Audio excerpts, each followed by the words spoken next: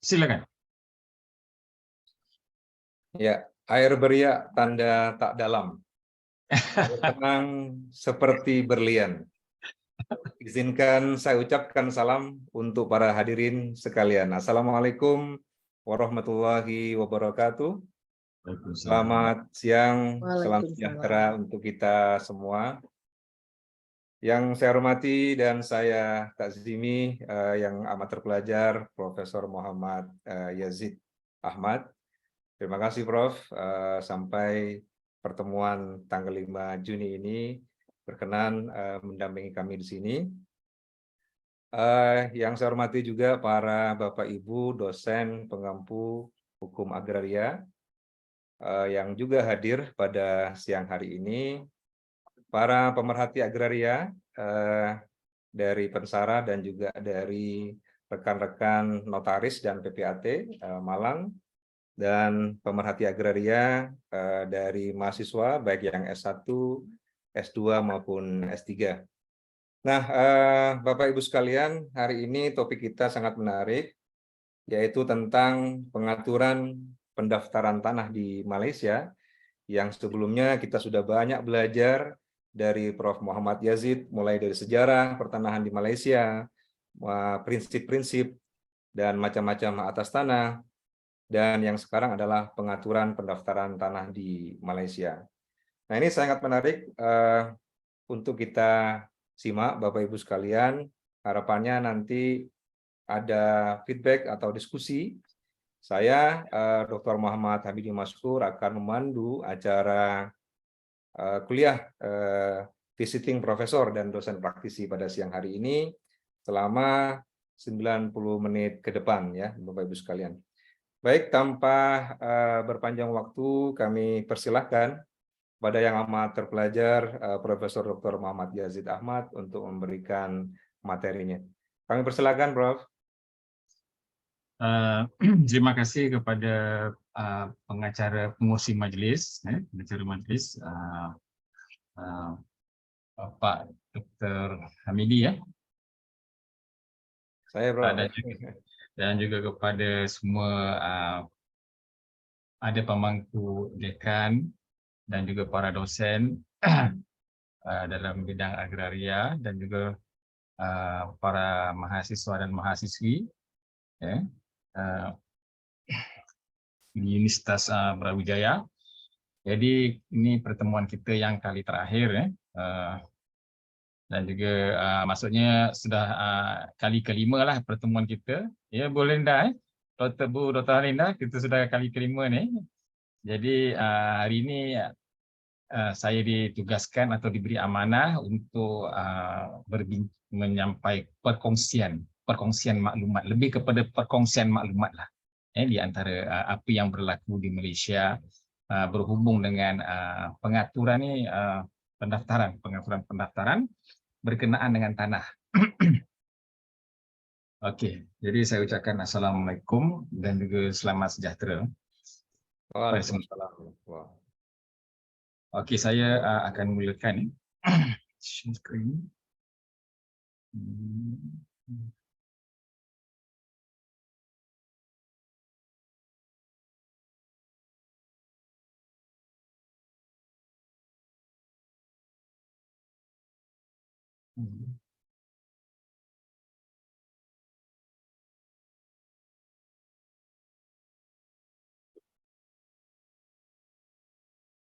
Okay. Kita mulakan. Apakah yang sebelum kita merujuk atau meneroka pengaturan pendaftaran tanah di Malaysia, eloklah saya mengingatkan kembali tentang asas kepada sistem undang-undang tanah atau hukum agraria di Malaysia ini adalah berasaskan kepada sistem Torrens yang mementingkan pendaftaran. Sistem Torrens mementingkan pendaftaran yang mana ianya menghendaki semua urus niaga berkaitan tanah yang dilakukan perlu direkod dan didaftarkan bagi menjaminkan kesahannya. Jadi kita tidak boleh hanya sekadar untuk sesama kita untuk melakukan maksudnya perjanjian, tetapi perlulah direkodkan untuk didaftarkan. Jadi pendaftaran juga merupakan salah satu prinsip penting di bawah Kanun Tanah Negara Sebab kanun tanah negara juga merupakan bersandarkan kepada sistem tolerance, walaupun perlu kepada undang-undang bertulis yang lain, dia bukanlah suatu yang kita kata eksklusif untuk hal-hal berkaitan dengan undang-undang di tanah di Malaysia. Ada juga beberapa undang-undang bertulis yang lain yang perlu dilihat sekiranya berkaitan dengan sesuatu isu. Contohnya seperti pengambilan tanah, perlu lihat kepada Akta Pengambilan Tanah 1960 yang berkaitan juga dengan tanah. Okey, ataupun agraria. Sistem ini juga merupakan satu cara pemindahan di mana hak milik tanah dan kepentingannya bergantung kepada pendaftaran dan bukannya kepada instrumen di antara pihak yang terlibat. Jadi terdapat beberapa asas utama dalam pendaftaran sistem tolerance. Yang pertama iaitu ada dokumen yang sah untuk dikenal pasti. Okey, jadi maksudnya di sini ialah wujud dokumen yang mengandungi maklumat yang berkaitan dengan seperti sempadan tanah. Yang kedua, pemilik tanah perlu ada dokumen yang sah untuk dikenal pasti. Okey. Jadi pemilik tanah juga perlu ada dokumen yang sah supaya bukan seseorang yang illegal ataupun yang bukan pemilik yang sebenar, dan mestilah ada pengesahan tentang kepentingan ke atas tanah tersebut jika ada. Maksudnya kalau kepentingan itu tanah itu adalah guna tanah itu contohnya adalah untuk pertanian ataupun untuk bangunan ataupun untuk industri. Perlu ada pengesahan tentang kepentingan ke atas tanah tersebut. Okey. Ini semua telah saya jelaskan pada pertemuan-pertemuan yang lalu, tapi kita melihat kembali ada kaitannya dari sudut pendaftaran. Jadi apa yang saya lihat di sini, pendaftaran hak milik tanah di Malaysia. Pendaftaran hak milik tanah di Malaysia. Sistem pendaftaran hak milik ini ialah apabila seseorang atau mana-mana kepentingan memohon memasukkan nama mereka dalam hak milik dan melakukan proses pendaftaran sebaik sahaja prosedur yang ditetapkan dipatuhi. Okey, ini dikatakan sebagai sistem pendaftaran hak milik. Maksudnya ia perlu dipohon, namanya perlu dimasukkan, okey, di dalam dokumen tersebut, dan perlu melakukan proses pendaftaran sebaik saja prosedur yang ditetapkan dipatuhi. Ini bermaksud individu atau mana-mana kepentingan kepada hak milik berdaftar akan menjadi pemilik yang tidak boleh disangkal. Maksud hak milik berdaftar ini ialah hak milik yang telah didaftarkan, okey, namanya ada di dalam geran tersebut ataupun dokumen hak milik tersebut, okey, dan disahkan menjadi pemilik berdaftar, okey, maka ia akan menjadi pemilik yang tidak boleh disangkal. Maksudnya tidak boleh disangkal ini indivisibility of title. Sesiapa yang telah namanya telah didaftarkan di dalam dokumen tersebut, ia adalah pemilik yang mempunyai kuasa di sudut undang-undang terhadap tanah tersebut dan tidak ada pihak yang boleh mengganggu-gugat kedudukan penama ataupun pemilik berdaftar tadi, ataupun pemilik kepentingan yang dikecualikan daripada hak orang lain. Jadi orang lain tidak boleh mengambil ataupun memiliki hak yang telah dipunyai oleh pemilik berdaftar tadi. Contohnya dalam isu adverse possession, pemilikan bertentangan, maka ia tidak menjadikan tanah itu milik pihak yang melakukan adverse possession, tetapi ia tetap menjadi milik kepada individu ataupun pemilik berdaftar di dalam pemilik berdaftar ke atas tanah tersebut melalui pembuktian yang ada yang telah didaftarkan dalam dokumen hak milik. Jadi urusan pendaftaran hak milik dan urus niaga dilaksanakan mengikut jenis hak milik yang terlibat. Jadi urusan pendaftaran untuk hak milik ini akan dan urus niaga dilaksanakan mengikut jenis hak milik yang terlibat. Okey, kita tengok seterusnya. Dan urusan ini boleh dilaksanakan dengan mengemukakan instrumen urus niaga beserta dengan fee pendaftaran dan dokumen lain yang berkaitan yang diperlukan oleh pihak pendaftar sebagaimana yang diperuntukkan oleh Seksyen 292 Subseksyen 2 Kanun Tanah Negara 1965. Okey. Jadi kalau kita lihat daripada punca kuasa kepada pendaftaran ini, kita yang pertama akan melihat kepada perlembagaan persekutuan. Perlembagaan persekutuan memberikan kuasa kepada negeri melalui Senarai 2, Jadual ke-9, Senarai Negeri, perlembagaan persekutuan untuk mengelolakan hal-hal berkaitan dengan tanah. Okey, dan dalam konteks mengelolakan hal-hal berkaitan dengan tanah di negeri tersebut, sebab Malaysia ada 14 buah negara, ada 14 buah negeri, maka 12 daripadanya adalah kita katakan mendapat kuasa tersebut daripada kanun tanah negara selain daripada perlembagaan persekutuan. Okey, Sabah dan Sarawak dia ada land code dia sendiri. Okey. Jadi melalui peruntukan section-section yang termaktub di dalam kanun tanah negara ini, kita boleh melihat beberapa prosedur yang diperuntukkan bagi pendaftaran. Jadi section ini memperuntukkan penyerahan instrumen urus niaga berkaitan dengan tanah yang berada di bawah pentadbiran pejabat tanah daerah yang hendaklah dibuat di pejabat yang berkaitan. Bagi tanah yang terletak di bawah pejabat pendaftaran, hendaklah dilaksanakan di pejabat pendaftaran yang berkaitan. Jadi sebagaimana yang telah saya jelaskan sebelum ini, dalam pertemuan sebelum ini, pentadbiran tanah di Malaysia ini, okey, di pihak negeri, dia ada satu pejabat pendaftaran. Satu negeri ada satu. Kemudian ada beberapa daerah di negeri tersebut akan diwujudkan pejabat tanah daerah. Jadi untuk pejabat pendaftaran hanya ada satu di setiap negeri, tetapi untuk pejabat tanah daerah ada satu di setiap daerah. Ataupun ada gabungan antara beberapa daerah, dia ada satu. Okey. Berkaitan dengan pentadbiran lah yang mentadbirkan tanah di negeri tersebut. Satu lagi kita ada untuk persekutuan, kita ada JKPTG, Jabatan Ketua Pengarah Tanah dan Galian, di Malaysia. Jadi ketua JKPTG ini dia lebih kepada menyelaraskan. Dia tidak mempunyai kuasa sedominan negeri tadi, PTG negeri. Okay.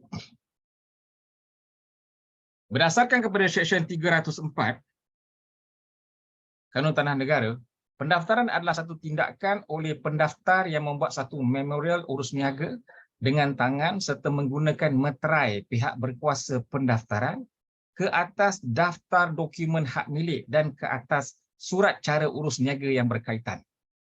Okey. Jadi di sini melalui Seksyen 304 ini, okey. Apa yang dimaksudkan dengan pendaftaran di sini adalah satu tindakan oleh pendaftar yang ada di pejabat tanah tadi dan juga pejabat pendaftar tadi yang membuat satu memorial urus niaga dengan tangan serta menggunakan meterai pihak berkuasa pendaftaran ke atas daftar dokumen hak milik dan ke atas surat cara urus niaga yang berkaitan. Ia hendaklah mengandungi satu kenyataan ringkas mengenai surat cara berkenaan, identiti pihak-pihak berkaitan, nombor yang dipakai dalam buku penyerahan, rujukan fail, masa dan tarikh pendaftaran itu mula berkuat kuasa. Jadi di sini kita dapat lihat bahawa pendaftaran tersebut mengandungi semua maklumat yang lengkap berkaitan dengan tanah yang hendak didaftarkan. Okey, sebab itu pendaftaran ini merupakan satu perkara yang penting dalam sistem torrent sebab dia mengamalkan apa yang dipanggil sebagai kita katakan sebagai curtain mirror principle dan curtain principle. Dia maksudnya mirror tu saya dah jelaskan juga, iaitu cermin, prinsip cermin iaitu apa yang digambarkan, apa yang dinyatakan di atas dokumen tersebut merupakan apa itulah juga yang wujud ke atas tanah tadi. Merupakan bagaimana kita tengok cermin lah, sama begitu. Okey. Sebelum sesuatu urus niaga boleh diterima untuk didaftarkan, terdapat prosedur yang perlu dipatuhi.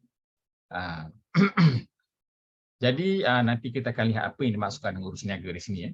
Sebelum sesuatu urus niaga boleh diterima untuk didaftarkan, terdapat prosedur yang perlu dipatuhi. Antara yang terpenting ialah surat cara sebagaimana yang ditentukan dalam Seksyen 207 Kanun Tanah Negara hendaklah dipakai. Okay. Yang kedua, surat cara itu perlulah mengandungi kenyataan penuh pihak-pihak berkenaan, iaitu mengikut Seksyen 208, dan kenyataan yang betul mengenai tanah yang berkaitan. Yang ketiga, surat cara itu hendaklah ditandatangani dan disaksikan dengan betul sebagaimana dikehendaki oleh Seksyen 210 dan Seksyen 211 Kanun Tanah Negara. Okey. Jadi yang pertama kita dapat lihat surat cara itu sebagaimana ditentukan dalam Seksyen 207 nak dipakai ada surat cara tertentu yang disediakan. Surat cara itu perlu mengandungi kenyataan penuh pihak-pihak, okey, dan kenyataan yang betul mengenai tanah yang berkaitan. Jadi perlu masukkan maklumat-maklumat dan juga kenyataan daripada pihak-pihak yang terbabit, dan hendaklah ditandatangani dan disaksikan dengan betul, okey. Dan selepas itu akan di-stamp, di-stamp. Di-stamp ni macam kita ada akta stamp. Kita beli stamp, okey. Kemudian kita stamp kerana secukupnya mengikut Ordinance Stamp 1949, surat cara itu hendaklah diserahkan bersama fee yang dikenakan dan semua dokumen lain. Jadi dia ada fee yang perlu dijelaskan, yang perlu dibayar, dan bersama dengan semua dokumen lain. Jadi undang-undang mengurniakan hak milik yang tidak boleh disangkal ataupun kita panggil hak indivisibility of title ini kepada penerima pindah milik, penerima pemajak atau pemegang gadaian atau penerima easement. Okey. Jadi apabila telah didaftarkan, maka automatik pihak atau pemilik berdaftar ini ada hak yang mutlak terhadap tanah tersebut, terhadap tanah tersebut, tidak boleh diganggu-gugat oleh sesiapa pun, melainkan sekiranya terdapat unsur atau elemen-elemen yang wujud sebagaimana dalam Seksyen 340 dalam kurungan 2 yang membolehkan hak milik yang tidak boleh disangkal ini menjadi sesuatu hak milik yang boleh disangkal.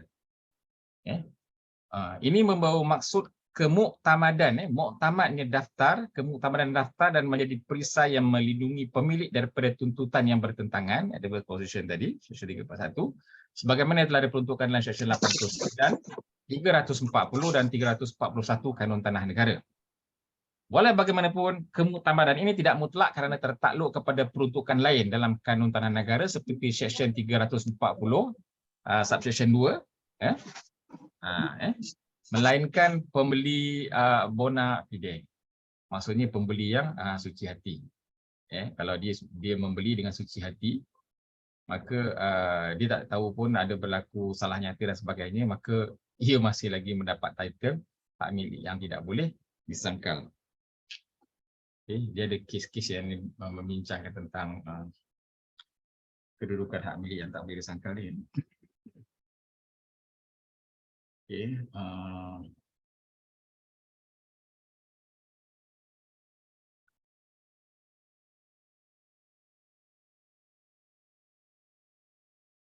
Okey.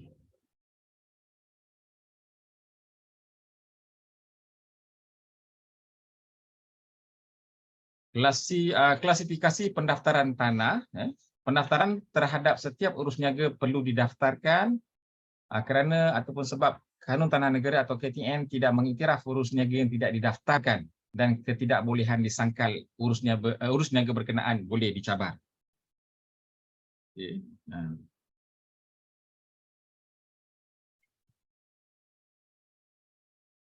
Okay.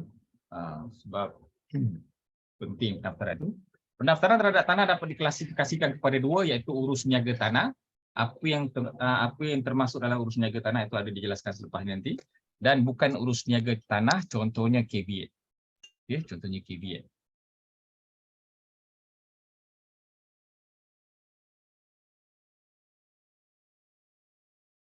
Okey, Seksyen 5 Kanun Tanah Negara 1965 mentafsirkan urus niaga sebagai apa yang dikatakan sebagai urus niaga adalah apa-apa transaksi berkaitan dengan tanah beri milik yang dikuatkuasakan di bawah kuasa-kuasa yang diberi oleh Division 4. Division 4 ni adalah maksudnya division keempat di dalam Kanun Tanah Negara lah. Dalam Kanun Tanah Negara ada beberapa division, dan salah satunya lah Division 4 ni. Dan apa-apa transaksi yang serupa yang dikuatkuasakan di bawah peruntukan mana-mana undang-undang tanah terdahulu tetapi tidak termasuk mana-mana caveat atau perintah larangan. Jadi maksudnya diperuntukkan Division 4 ni adalah bahagian 14 hingga 17 Kanun Tanah Negara. Di bahagian 14 hingga 17 itu ada transaksi yang diiktiraf sebagai urus niaga yang boleh didaftarkan, boleh dilakukan pendaftaran, tetapi tidak termasuk mana-mana caveat atau perintah larangan. Jadi urus niaga tersebut tidak termasuk caveat atau perintah larangan.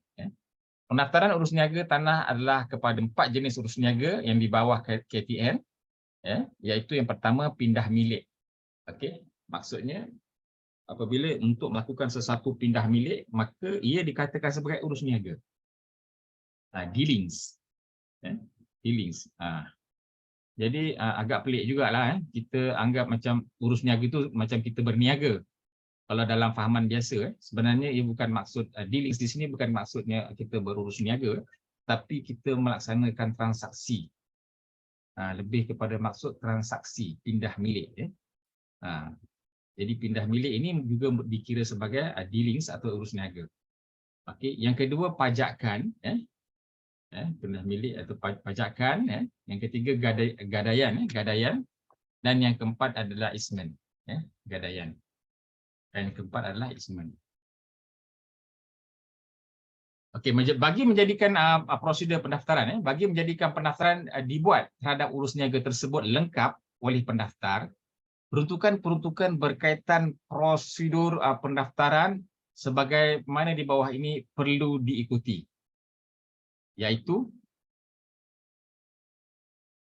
Seksyen 207 Kanun Tanah Negara menetapkan bahawa surat cara yang digunakan adalah borang-borang standard seperti yang terdapat dalam jadual 1 Kanun Tanah Negara. Dia ada beberapa borang-borang yang telah diperuntukkan secara standard dalam Kanun Tanah Negara.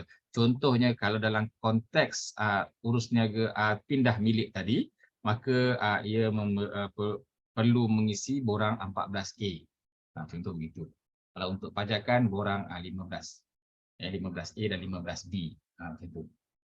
Okey, kemudian Seksyen 208 menetapkan bahawa setiap surat cara tersebut mengandungi maklumat-maklumat asas seperti nama penuh, alamat, pekerjaan dan tarikh perkahwinan.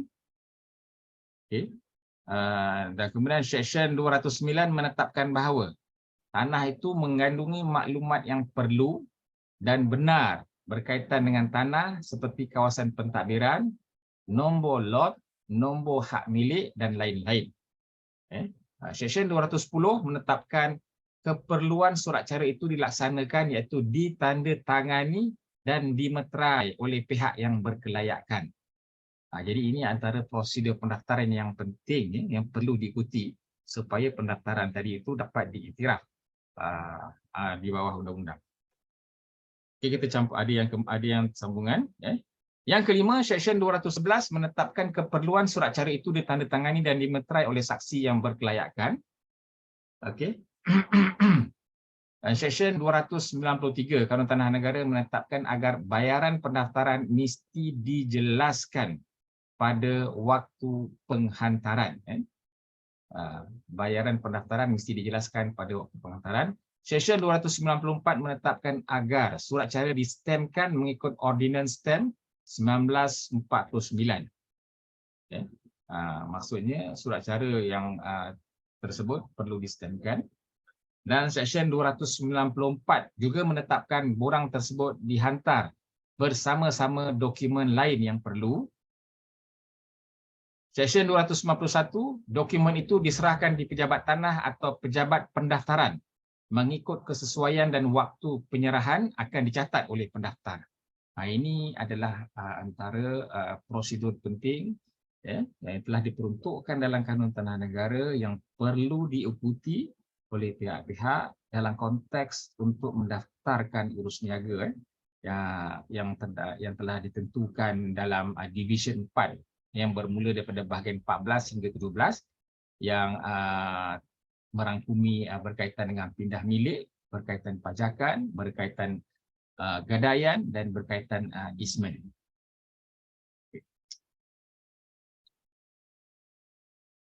Okey, prosesnya. proses pendaftaran. Uh, dia di sini proses pendaftaran umum ini saya jelaskan di sini, dia tidak berkaitan dengan secara khusus setiap satu, umum yang perlu dilaksanakan, yang perlu dilalui. Terdapat beberapa peringkat proses pendaftaran urus niaga. Urus niaga itulah yang 4 tadi itu, pindah milik, pajakan, gadaian dan juga ismen. Iaitu proses pertama, proses pengisian surat cara. Yang kedua, proses penyerahan surat cara. Yang ketiga, proses penentuan kelayakan surat cara. Dan yang keempat adalah proses pendaftaran. Proses pendaftaran.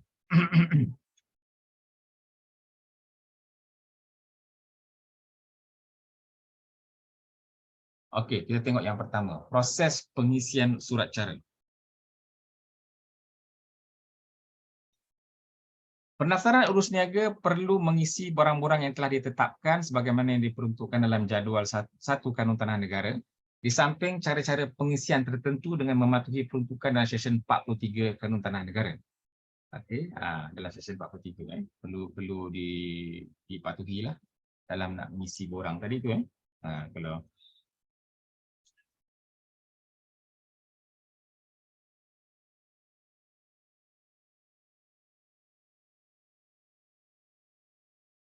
jadi kalau kita lihat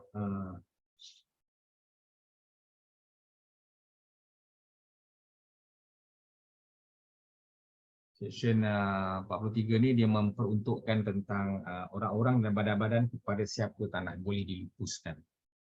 Okay. Kemudian surat cara yang selesai diisi perlu ditandatangani oleh pemilik tanah atau orang yang berkaitan. Dan bagi kes yang melibatkan syarikat dan perbadanan, pegawai yang diberi kuasa di bawah perlembagaan atau undang-undang perbadanan atau syarikat yang berkaitan perlulah tanda tangan.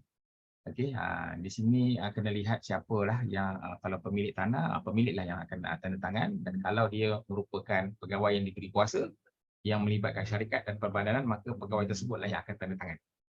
Dan semua surat cara yang dilaksanakan oleh orang perseorangan hendaklah diakusaksikan, attested oleh pegawai yang tercatat dan dalam jadual kelima Kanun Tanah Negara. Maksudnya semua surat cara yang dilaksanakan oleh orang perseorangan hendaklah diakusaksikan oleh pegawai yang telah dinyatakan dalam jadual kelima Kanun Tanah Negara. Dan semua surat cara yang telah disempurnakan hendaklah distemkan mengikut Akta Stem 1949. Okey, jadi semua surat cara yang telah disempurnakan hendaklah distemkan mengikut Akta Stem 1949.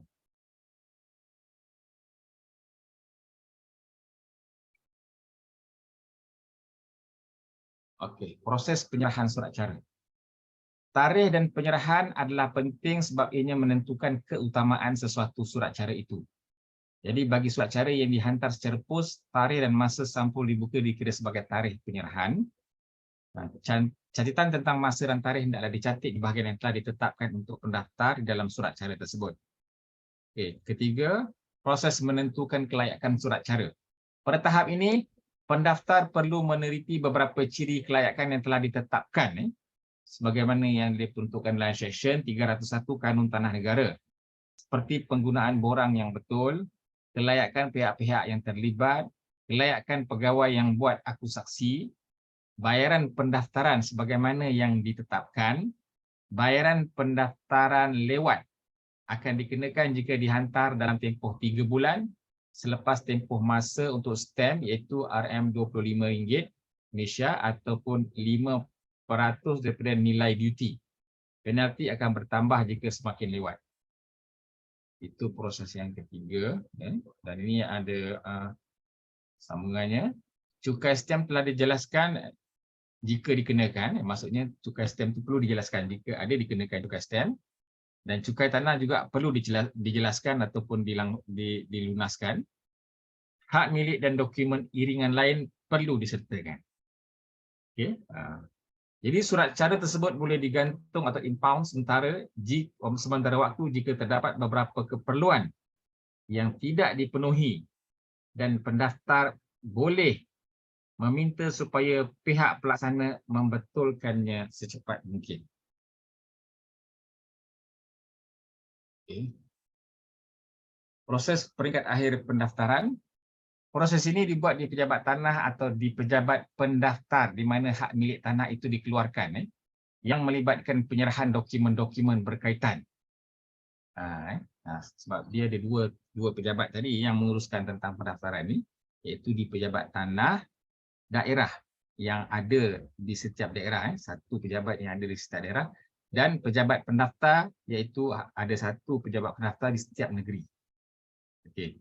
Jika pendaftar berpuas hati dengan surat cara yang diserahkan, ia akan mendaftarkannya dengan membuat ingatan, ini memorial di dalam hak milik dengan mencatat nombor peserahan dan jilidnya, jenis urus niaga dan tarikh berkuat kuasa. Setelah dokumen disemak dan semuanya lengkap, maka perlu menjelaskan pembayaran pendaftaran. Okay. Jika pendaftar tidak berpuas hati dengan kesesuaian surat cara yang berkenaan, beliau akan menolak dan memberitahu pihak yang terlibat. Jadi ini proses yang terakhirlah. Jadi maksudnya apa sahaja yang perlu dilaksanakan bagi menjadikan proses pendaftaran ini berjalan dengan lancar, maka segala prosedur perlu diikuti. Dan juga beberapa arahan-arahan yang dalam melaksanakan proses ini juga perlu diikuti. Dia ada secara detail tentang arahan-arahan yang perlu dilaksanakan. Sekiranya tidak, maka akan melambatkan proses pendaftaran ini tadi sebab dia perlu selesaikan arahan-arahan tadi itu. Okey. Jadi sekarang kita masuk kepada urus niaga sebagaimana yang telah dinyatakan sebelum ini. Ya, iaitu ni urus niaga yang perlukan kepada pendaftaran tu, iaitu pindah milik, pajakan, gadaian dan ismen.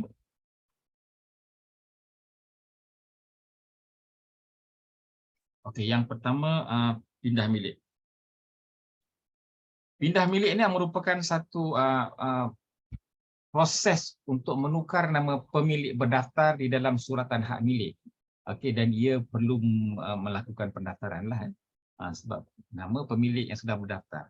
Maka jika ada sesuatu pindah milik berlaku, maka nama yang baru itu akan perlu dimasukkan bagi menukar nama pemilik berdaftar yang sedia ada dalam suratan hak milik. Okay. Contohnya, jika telah berlaku satu kontrak jualan tanah, maka pihak yang yang membeli tadi perlu melaksanakan melalui dia sendiri ataupun melalui peguam atau lawyer tadi, proses pindah milik atau pendaftaran pindah milik tersebut.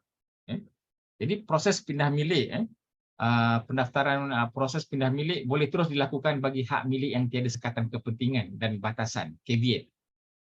Jadi sekiranya pindah milik ini bagi kes-kes yang mudah seperti ini, maksudnya bagi tak ada hak milik yang tiada sekatan ataupun tidak dimasukkan caveat, okey, maka hak milik maksudnya perlu dilaksanakan dengan mudahlah. Tetapi bagi hak milik yang ada sekatan kepentingan atau batasan atau caveat tadi, yang telah dimasukkan caveat tadi, perlu mendapat kebenaran pihak yang berkenaan terlebih dahulu. Biasanya kalau caveat ni dia ada tempoh yang tertentu, okey, di mana caveat ini dikatakan adalah satu mekanisme bagi menghalang sebarang urus niaga dilaksanakan oleh pihak pemilik berdaftar terhadap tanah tersebut, sehingga tuntutan yang dibuat oleh pihak yang memasukkan caveat itu diselesaikan ataupun sehingga keputusan mahkamah memutuskan kes tersebut.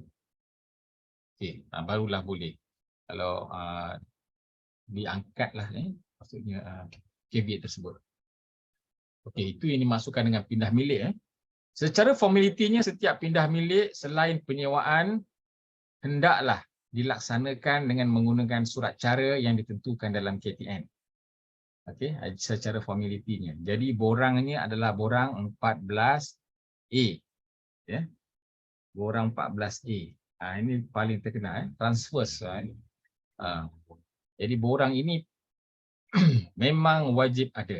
Memang perlu diisi dengan lengkap dan sempurna bagi melakukan pendaftaran pemilik ke dalam suratan hak milik tersebut, supaya dapat mengesahkan dia adalah individu atau pihak yang mempunyai kuasa di dalam menurut undang-undang terhadap tanah yang dimilikinya itu.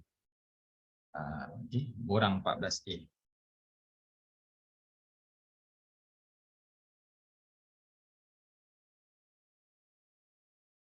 Okey, kepada siapa yang boleh dipindah milik? Yang pertama warga negara 18 tahun ke atas. Okey, kedua perbadanan-perbadanan yang mempunyai tanah di bawah perlembagaan untuk memegang tanah seperti badan-badan berkanun badan-badan berkanun. Badan-badan berkanun ni adalah badan-badan yang sebahagiannya kerajaan dan sebahagiannya bukan kerajaan memilikannya. Raja-raja pemerintah, kerajaan, organisasi dan lain-lain orang yang diberi kuasa untuk memegang tanah di bawah pemeliharaan Ordinan Keistimewaan Diplomatik dan Konsular 1957. Dan badan-badan diberi dan juga badan-badan yang diberi kuasa secara sengaja untuk memegang tanah di bawah mana-mana syarikat. Okey. Ini adalah pihak-pihak yang boleh dipindah milik lah. Kuasa pindah milik tertakluk kepada sekatan. Walaupun kita boleh melaksanakan proses pendaftaran pindah milik, urus niaga pindah milik ini, tetapi ia juga mengandungi sekatan-sekatan tertentu yang perlu diketahui. Pertama, larangan atau batasan yang dikenakan oleh KTN atau mana-mana undang-undang bertulis. Contohnya, kalau tanah reserve Melayu, tanah tersebut tanah reserve Melayu, maka tidak boleh dipindah milik kepada orang bukan Melayu. Dan dia tidak tertakluk kepada KTN tetapi tertakluk kepada enactment reserve Melayu negeri-negeri. Kalau Selangor, enactment reserve Melayu negeri Selangor. Sebab apa? Sebab takrifan Melayu bagi setiap negeri itu ada sedikit perbezaan. Walaupun membawa maksud yang akhirnya satu maksud yang sama, tetapi ada beberapa ciri-ciri yang wujud dalam definisi tersebut agak berbeza antara satu dengan lain. Okay. Jadi kalau kanun tanah, kalau berkaitan dengan contoh tu larangan atau batasan tersebut yang dikenakan oleh KTN, maknanya kalau tanah reserve Melayu, KTN kata tak boleh melakukan pindah milik berdasarkan kepada KTN, tapi perlulah melihat kepada enactment reserve Melayu. Dan kalau melihat kepada enactment reserve Melayu, tanah yang boleh dipindah milik hanyalah kepada orang Melayu. Hatta kalau orang yang kita yang contohnya macam kita berkahwin dengan seorang isteri yang bukan Melayu, katakanlah berbangsa Cina di Malaysia atau India. Jadi suami tidak boleh melakukan proses pindah milik, pendaftaran urus niaga pindah milik tersebut kepada isterinya. Sebab walaupun isterinya adalah beragama Islam, tetapi bukan Melayu. Jadi ini antara batasan yang ada, contoh-contoh yang saya beritahulah. Yang kedua, sekatan kepentingan atas tanah. Kuasa pindah milik tertakluk kepada sekatan, iaitu sekatan antaranya yang kedua adalah sekatan kepentingan atas tanah. Contohnya, tanah ini tidak boleh dipindah milik tanpa berkebenaran pihak berkuasa negeri. Okay. Jadi maksudnya tidak boleh dipindah milik tanpa kebenaran pihak berkuasa negeri. Jadi ia perlu kepada kebenaran daripada pihak berkuasa negeri. Contohnya, katakanlah tanah yang ingin dimiliki oleh warga asing di Malaysia. Maka dia perlu melihat kepada Seksyen 377 dan beberapa seksyen yang lain, yang seksyen yang lebih yang hampir kepada situ, untuk mendapat kebenaran. Antaranya ialah ia perlu mendapat kebenaran ataupun keizinan pihak berkuasa negeri bagi membolehkan warga asing untuk memiliki tanah di negeri tersebut. Tapi kalaulah kebenaran itu tidak diberi, keizinan tersebut tidak diberi, maka itu adalah satu sekatan ke atas sekatan kepentingan ke atas tanah tersebut. Dan lain-lain bentuk sekatan lah yang ada, banyak lagi sebenarnya. Okey. Kemudian kuasa pindah milik juga tertaluk kepada sekatan, iaitu pajakan, gadaian atau tenancy. Okey. Jadi kalau kita lihat pajakan pindah milik, kalau pajakan tu tak boleh lah, sebab dia bukannya pindah milik, dia adalah pajakan. Sekatan pindah milik tanah pertanian yang kurang 2/5 hektar atau 1 ekar. Di Indonesia mungkin juga tak tahulah menggunakan perkataan ekar ataupun tidaklah untuk keluasan tanah. Selain daripada beberapa, maksudnya kaki persegi lah. Ada satu dipanggil sebagai ekar atau hektar. 2/5 hektar bersamaan dengan 1 ekar. Jadi bagi tanah pertanian, sebab saya ada jelaskan pada pertemuan lepas berkaitan dengan kategori guna tanah. Guna tanah di Malaysia itu ada 3. Yang pertama, tanah tersebut adalah tanah agriculture atau pertanian. Maksudnya tanah tersebut tidak boleh dilakukan apa-apa selain daripada melakukan pertanian. Ada sebahagiannya menyatakan jenis pertanian yang perlu dilaksanakan. Contohnya kalau tanam kelapa sawit, maka tanah tersebut hendaklah ditanam dengan kelapa sawit. Bukannya buat perumahan ataupun bangunan perniagaan dan sebagainya. Okey. Bagi tanah pertanian. Jadi tanah pertanian ini dia banyak larangan sekatannya. Okey. Jadi untuk katakanlah kita nak pindah milik tanah yang kurang 25 hektar tersebut kepada beberapa orang, maka perlu kepada keizinan daripada pihak berkuasa negeri. Yang terakhir ni ada juga sekatan ke atas warga ataupun badan asing perlu mendapat kebenaran pihak berkuasa negeri terlebih dahulu. Okey. Yang ni sekatan ni.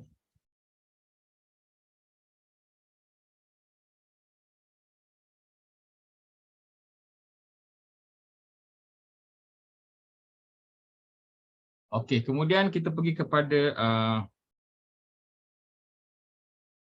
pajakan. Jadi sebelum sampai kepada pajakan, saya ingin jelaskan tadi, kalau berkaitan dengan pindah milik ini, apabila telah melakukan proses pendaftaran dengan sempurna, okey, maka segala manfaat dan kepentingan ke atas dalam tanah tersebut akan berpindah kepada pemiliknya yang didaftarkan, sebaik saja urusan pendaftaran selesai dan disempurnakan oleh pihak berkuasa berkenaan. Okey. Kita pergi kepada pajakan. Pajakan. Apa yang dikatakan sebagai pajakan?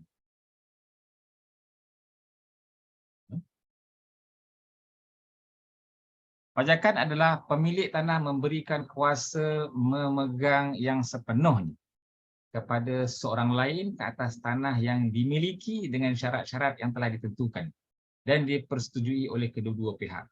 Jadi maksudnya pemilik tanah yang berdaftar ini, okey, pemilik tanah yang berdaftar memberikan kuasa memegang sepenuhnya kepada seorang yang lain ke atas tanah yang dimiliki dengan syarat-syarat yang telah ditentukan dan dipersetujui oleh kedua-dua pihak. Memberikan kuasa memegang sepenuhnya, bukan kuasa untuk memiliki tanah tersebut, kuasa memegang. Pajakan boleh ditarifkan sebagai suatu urus niaga apabila seorang pemilik tanah memberi kepada orang lain satu kepentingan ke atas tanahnya bagi satu tempoh yang kurang daripada milik kekal dan kurang daripada tempoh maksimum yang dimiliki oleh pemberi sewa. Okey, jadi maksudnya kalaulah seorang pemilik berdaftar ada sebuah tanah, katakanlah 1 ekar, okey. Dia hendak memajakkan tanah tersebut kepada individu yang lain, okey.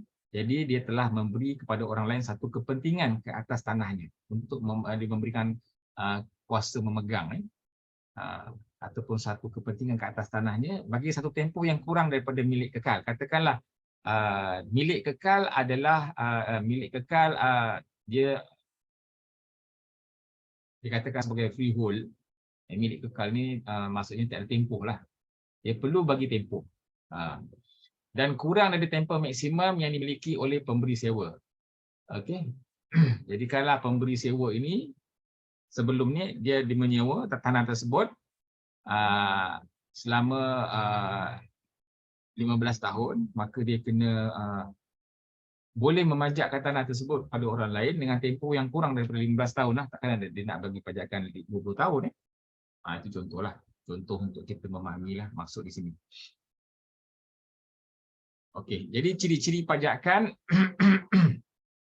yang pertama, pajakan mestilah untuk tempoh melebihi 3 tahun. Pajakan mestilah untuk tempoh melebihi 3 tahun. Pajakan kesemua tanah, tempoh maksimum ialah 99 tahun. Ini sama seperti dengan state lease atau leasehold yang pernah saya jelaskan. Tempoh maksimum ialah 99 tahun, tapi ada setengah negeri pajakan yang masukkan dengan leasehold ataupun state lease tu ada sampai 999 tahun.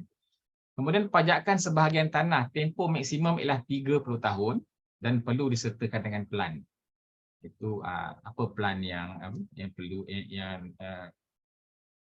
perlu dibawa sekali lah untuk mendapatkan pajakan. Tetapi tempoh maksimumnya ialah 30 tahun sahaja. Jadi borang formalitinya perlu mengisi borang 15A untuk pajakan dan borang 15B untuk pajakan kecil. Apa yang dimaksudkan dengan pajakan kecil ni begini. Katakanlah A ada sebuah tanah, sebidang tanah, A memberi pajakan kepada B. Okey, kemudian B memberi pajakan kepada C pula. Jadi kalau B tadi perlu isikan borang 15A, pihak-pihak ini tadi antara A dengan B perlu selesaikan borang 15A, dan kalau dalam konteks B pula tadi, dia perlu dan C perlu isikanlah borang 15B untuk pajakan kecil. Pajakan kecil.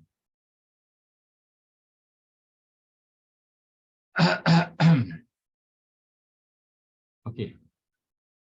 Kuasa memberi pajakan tertakluk kepada sekatan juga. Ada sekatan-sekatan tertentu. Larangan atau batasan yang dikenakan oleh KTN atau mana-mana undang-undang bertulis yang lain. Okay. Jadi maksudnya sekiranya wujud mana-mana undang-undang bertulis ataupun peruntukan yang terdapat dalam KTN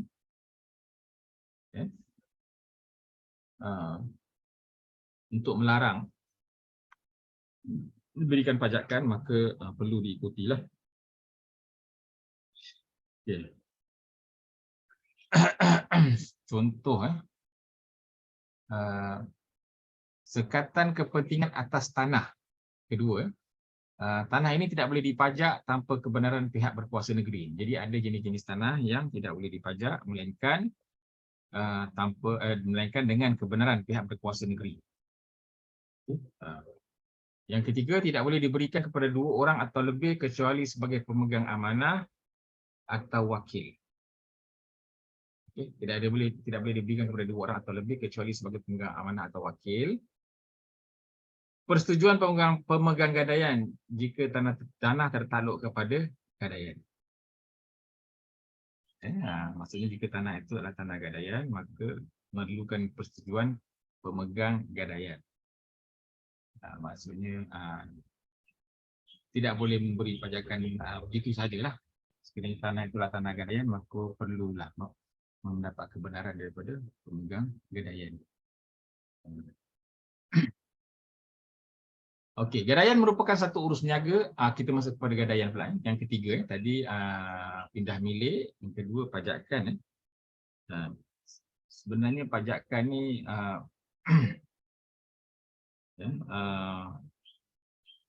pajakan ataupun kita panggil pajakan kecil atau sublease perlu berdaftar. Okey. Contoh-contoh yang saya boleh bagi untuk kita lebih memahami tentang kedudukan pajakan ni. Contohnya seperti B memiliki sebidang tanah di bawah hak milik kekal. Okey, hak milik kekal ni kalau di Malaysia kita panggil sebagai freehold. Dia tidak ada tempoh. Dan nilai tanah dia pun berbeza dengan yang leasehold atau pajakan. Pajakan 9 tahun. Jadi B memiliki sebidang tanah di bawah hak milik kekal, dia menyewakan keseluruhan tanah itu kepada C untuk tempoh 7 tahun. Okey, dan ini kita panggil sebagai pajakan. Okey. Kerana C menyewa tanah beri milik kepunyaan B. Okey. Satu lagi contohnya kalau kita katakan pajakan kecil, kita tengok ni. D telah diberi oleh kerajaan negeri Selangor sebidang tanah seluas 10 ekar, okey, selama 30 tahun untuk menternak kambing. Okey. Bagi maksud KPN, tanah D ini merupakan pajakan negeri. D kemudiannya telah menyewakan sebahagian tanah itu seluas 3 ekar kepada E untuk tempoh 5 tahun.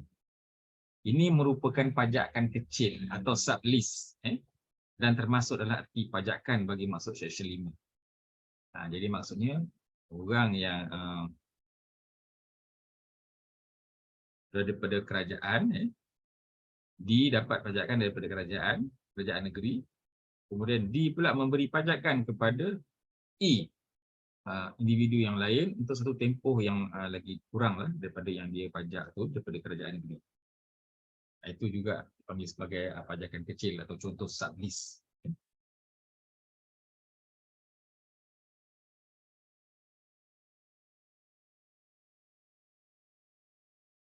Okey, katakanlah tadi D dapat pajakan daripada kerajaan negeri Selangor. Kemudian D beri pajakan kepada E, okey, untuk tempoh 5 tahun. Okay. Kemudian E beri pajakan pula kepada F untuk tempoh 4 tahun. Itu juga dibenarkan. Itu juga dipanggil sebagai sublease, pajakan kecil. Okay. Kita beri kepada gadaian. Apa yang dikatakan sebagai gadaian? Gadaian merupakan satu urus niaga yang perlu didaftarkan. Apabila seseorang pemilik tanah memberi milik ataupun gadaian merupakan satu urus niaga yang perlu didaftarkan. Apabila seorang pemilik tanah beri milik, menyerahkan kepada seorang yang lain sebagai sekuriti pembayaran balik sesuatu pinjaman, annuity atau mana-mana bayaran bertempoh. Jadi gadaian ini merupakan satu aset untuk menjadi galang ganti lah, sebagai sekuriti pembayaran balik. Pemilik tanah digelar penggadai manakala yang menerima sekuriti tersebut digelar sebagai pemegang gadaian. Dari sudut formaliti, kedua pihak ini perlu mengisi borang 16K.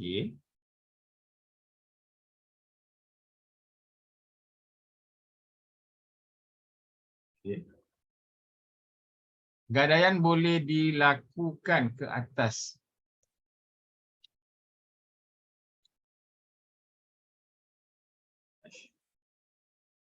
gadaian boleh dilakukan ke atas keseluruhan tetapi bukan sebahagian daripada mana-mana tanah beri milik. Keseluruhan tetapi bukan sebahagian daripada mana-mana bahagian tanah beri milik, dan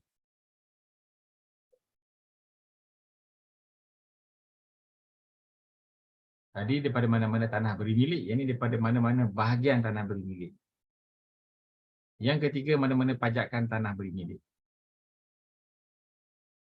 Okey, kuasa pindah milik.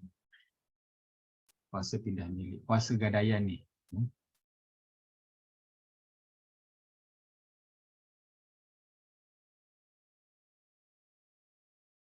Silap.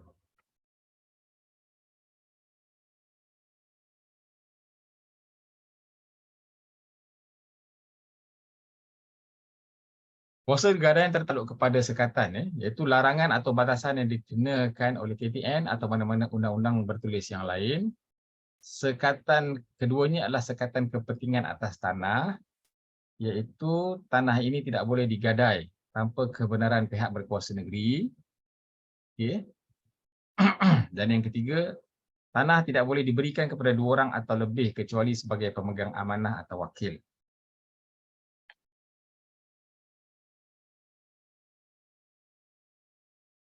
Okay, kita masuk yang keempat, iaitu easement. Easement. Okey, apa yang dikatakan sebagai easement ialah mana-mana pihak yang diberikan oleh seorang pemilik kepada pemilik yang lain, okey, dalam keupayaannya yang sedemikian dan bagi kenikmatan yang bermanfaat bagi tanah orang itu. Okey. Mungkin di sini agak kurang jelas.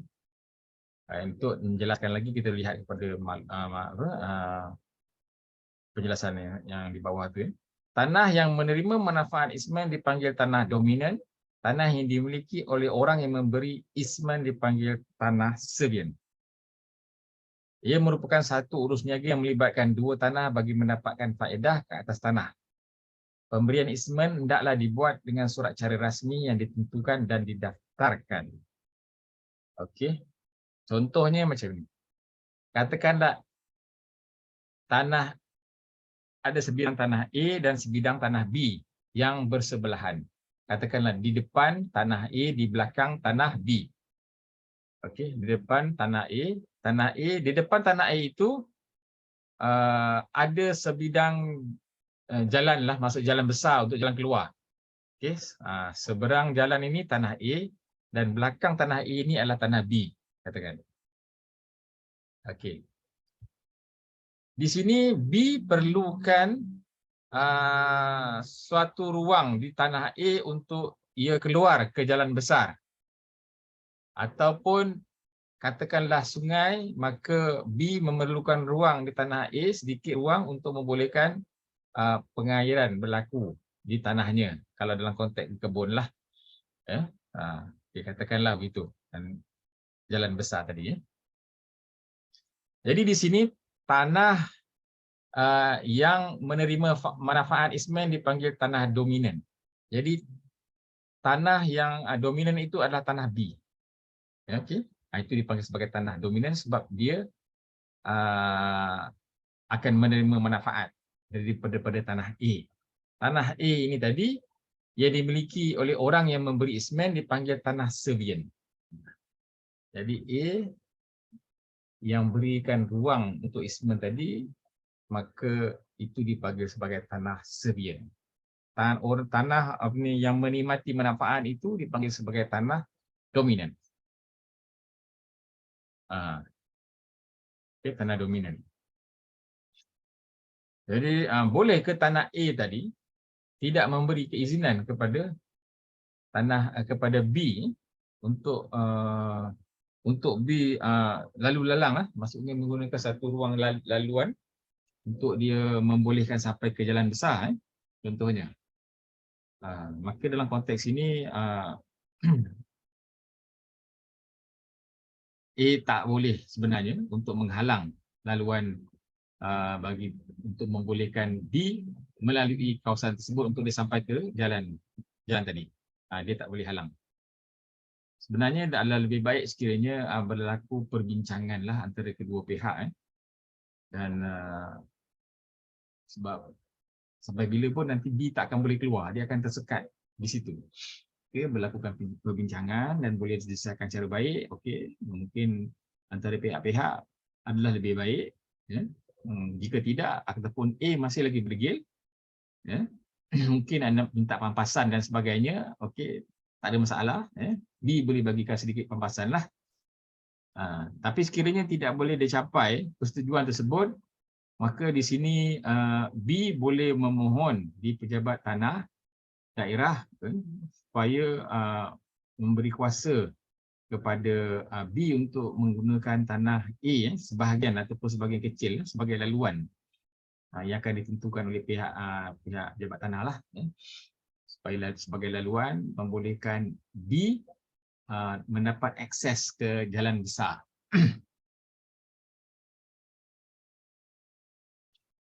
Dan pemberian isman hendaklah dibuat dengan surat cara rasmi yang ditentukan dan didaftarkan.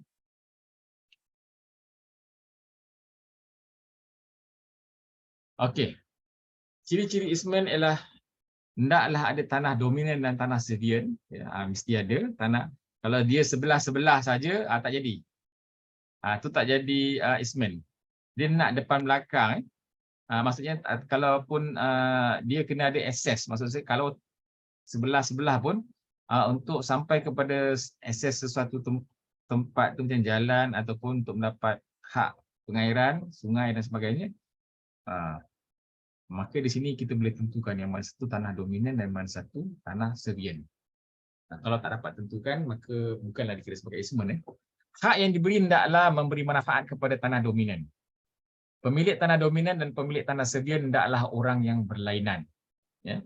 Pemilik tanah dominan dan pemilik tanah servien hendaklah orang yang berlainan. Sebab apa? Sebab kalau sendiri punya tak perlulah sampai tahap macam tu. Sebab tu kita tanah dia. Dia mestilah orang yang berlainan dan hak yang diberi hendaklah boleh dijadikan sebagai perkara easement.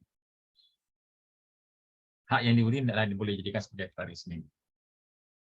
Okey, tadi kita dah bincangkan tentang apa yang dimasukkan sebagai urus niaga dan kategori urus niaga, iaitu pindah milik, pajakan, gadaian dan juga easement.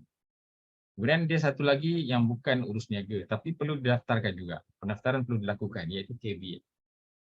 Saya hanya lebih bagi kepada umum lah maksudnya sebab KVIT ni ada 4 atau 5. Okay. Umumnya KVIT di sini ialah satu mekanisme untuk menghalang sebarang pendaftaran urus niaga terhadap sesuatu hartanah untuk melindungi kepentingan pihak-pihak berkepentingan dan perlu didaftarkan. Dengan kata lain, apabila suatu KVIT itu didaftarkan ke atas sesuatu tanah itu, maka apa-apa pendaftaran pindah milik sesuatu hartanah itu tidak akan disempurnakan. Contohlah, ada satu bidang tanah yang pemilik berdaftar telah mendapat hak sebagai pemilik yang tidak boleh disangkal. Tetapi sekiranya wujud sesuatu isu, maka sesuatu isu maksudnya ada pihak yang membuat tuntutan ke atas tanah tersebut, maka pihak tersebut perlulah mendaftarkan KVIT. Contoh, A melakukan transaksi jual beli dengan B ke atas tanah. Okey. Tetapi dalam masa yang sama dia juga melakukan transaksi jual beli kepada C. Contoh mudahlah. Jadi apabila B tahu, maka dia perlu katakanlah tanah tu dah di peringkat akhir, dan dia mempunyai kepentingan terhadap tanah tersebut, dah dipersetujui awalnya, mungkin ada beberapa perkara yang belum lagi diselesaikan, dan tidak menjejaskan kontrak tersebut, maka dalam hal ini B tadi boleh memohon KVIT pada pihak mahkamah untuk melindungi kepentingan pihaknya. Dengan kata lain, apabila suatu KVIT itu didaftarkan ke atas suatu tanah itu, maka apa-apa pendaftaran pindah milik sesuatu hartanah itu tidak akan disempurnakan. Okay. Jadi kalau terdapat sesuatu pendaftaran, contohnya, kalau dalam kes, itu satu kes yang lain lah, yang tadi itu contoh yang lain lah. Ini jika dia nak daftarkan tanah. Bila dia nak daftarkan tanah atas nama pemilik yang nak mendaftarkan itu, kemudian ada isu terhadap tanah tadi, sebab ada kepentingan oleh pihak-pihak tertentu, maka pihak yang berkepentingan itu perlu mendaftarkan KVIT di pejabat tanah lah, menghalang sebarang urus niaga terhadap tanah tersebut. Sehinggalah tuntutan tersebut dapat diselesaikan. Okey, apa yang boleh di-KVIT? Keseluruhan tanah, keseluruhan share, sebahagian tanah atau share, kepentingan pajakan dan gadaian. Iaitu pajakan dan gadaian. Okey, nak habis dah ni last slide yang terakhir. Apa tujuan KVIT adalah untuk menghalang pemilik tanah ataupun bahagian ataupun kepentingan pemilik berdaftar daripada membuat urus niaga berhubung dengan tanahnya. Tujuan KVIT. Tapi apa yang nak disampaikan di sini adalah pendaftaran. Maksudnya KVIT tersebut juga perlu didaftarkan. Ini adalah maklumat lanjut berkenaan dengan KVIT lah. Menghalang pemilik tanah ataupun pemilik bahagian ataupun pemilik kepentingan ataupun kepentingan pemilik berdaftar daripada membuat urus niaga berhubung dengan tanahnya. Selagi tidak jelas, dia tidak boleh melakukan apa-apa urus niaga terhadapnya, terhadap tanah tersebut. Yang kedua, tujuannya adalah untuk melindungi kepentingan peng-KVIT sementara waktu sehingga tuntutan terhadap pemilik berdaftar perlu diselesaikan. Maksudnya diselesaikan di mahkamah. Okey. Jadi kalau ada isu tertentu terhadap tanah tadi, ya, maka pihak-pihak yang tadi boleh mendaftarkan caveat lah supaya dibekukan ataupun ditahan sementara. Kemudian tujuannya juga lah untuk memberitahu semua, satu notis memberitahu semua orang bahawa pengcaveat mempunyai kepentingan terhadap tanah itu. Okay. Dan yang keempat, membekukan keadaan buat sementara waktu. Dengan itu status quo, semua pihak tidak boleh diubah sehingga mahkamah memutuskan tuntutan pengcaveat. Okay. Jadi caveat ini pun juga perlu didaftarkan, aturan pendaftaran. Jadi saya rasa hanya setakat inilah yang boleh saya kongsikan. Mungkin kalau ada maklumat-maklumat lain selepas ini saya akan masukkan dalam materi PowerPoint inilah. Tapi ini adalah secara ringkas, perkongsian secara ringkas yang dapat saya berikan berkaitan dengan aturan pendaftaran tanah di Malaysia. Jadi dengan itu saya serahkan majlis ini kepada pengacara majlis kita ataupun pengerusi majlis kita, iaitu Pak Dr. Hamidi Mashkur. Baik, Prof. Muhammad Yazid Ahmad, terima kasih paparannya yang sangat menarik ya. Bapak Ibu pemerhati agraria yang saya banggakan, tadi ada 32 slide ya yang telah disampaikan oleh Prof. Yazid, mulai dari sistem pendaftaran tanah ya, yang sangat berbeza ya Prof dengan di Indonesia, bahwa di Malaysia menggunakan sistem torrents yang lebih lekat dengan publikasi positif ya Prof ya. Artinya siapa yang tertera di dalam sertifikat itu, maka selamanya dia kekal, tidak boleh ada dilindungi oleh undang-undang. Tetapi dengan di sistem pendaftaran tanah di Indonesia, kita menganut sistem negatif, yaitu nama yang tertera di sertifikat, ya kan, selama belum ada yang menggugat, nah kita masih mempunyai dasar yang kuat. Maka itu di Undang-Undang di PP 2497 ya, kita sertifikat adalah merupakan bukti yang kuat, bukan bukti yang mutlak ya. Nah, kadang-kali itu juga bisa digali lebih dalam ya, Bapak Ibu sekalian, apakah dengan adanya publikasi sistem torrent di Malaysia ini, seluruh tanah di Indonesia sudah terdaftar, seluruh tanah di Malaysia apakah sudah terdaftar ya, barangkali itu mungkin bisa memantik kita berdiskusi. Selain itu juga Prof. Yazid juga telah menjelaskan tentang pendaftaran, salah satunya juga adalah pendaftaran urus niaga ya. Ada pindah milih, ada pajakan, gadaian dan lain, dan yang terakhir adalah esemen ya. Nah ini yang barangkali kita bisa gali lebih dalam ya, karena ada beberapa yang sama dengan kita, syarat-syarat formel dan syarat-syarat tentang prosedur pertanahan ya, tapi ada juga yang barangkali berbeda. Nah itu barangkali bisa kita tanya lebih dalam, kita diskusi lebih dalam kepada Prof. Muhammad Yazid. Baik, silakan Bapak Ibu, barangkali ada yang mau ditanyakan. Silakan.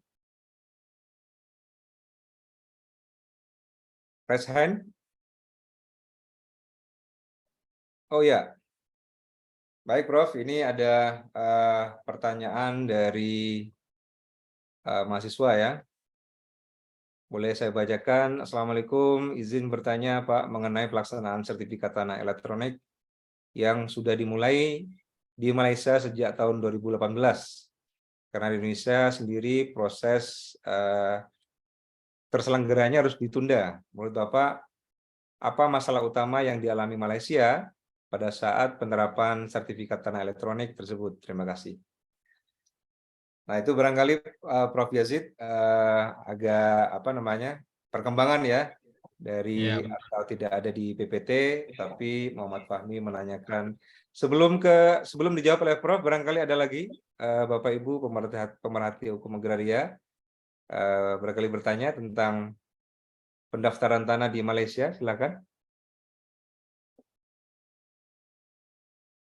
Ya, sambil lalu barangkali Prof, dijawab dulu barangkali Prof, pertanyaan dari Muhammad Fahmi Hadi.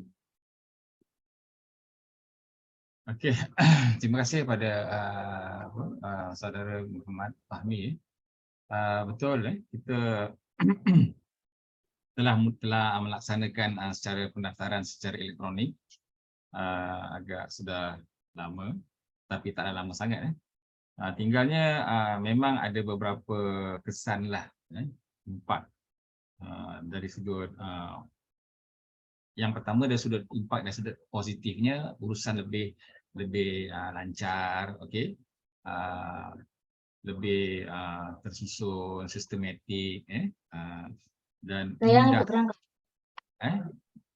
mudah untuk pelaksanaan pendaftaran, untuk pelaksanaan pendaftaran. Tapi saya tak bagi secara detail, secara detail. Ayo, Assalamualaikum.